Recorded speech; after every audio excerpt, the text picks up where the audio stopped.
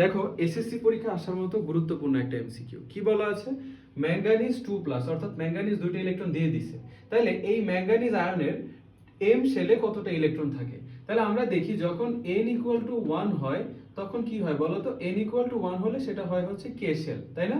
আচ্ছা, যখন 2 হয় তখন সেটা হয় কি বলতো, এল শেল। n=3, এই যে দেখো যখন n=3 হয় তখন আমার হয় এম শেল। তাহলে আমি এখন ইলেকট্রন বিন্যাস করতে হবে। দেখো এই যে ম্যাঙ্গানিজ 25, এটার ইলেকট্রন বিন্যাস যদি করি 1s2 2s2 2p6 3s2 3p6 3d5 আর কি বলতো 4s2। তাহলে এম ম্যাঙ্গানিজ যেহেতু 2+, তার মানে এই যে দুইটা ইলেকট্রন কি করছে বলতো, দান করে দিছে, তার মানে এটা এখন নাই।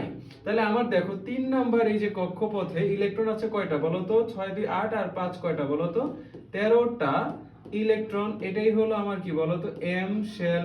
তাহলে কারেক্ট অ্যান্সার কোনটা আমাকে তোমরা কমেন্টে জানিয়ে দাও।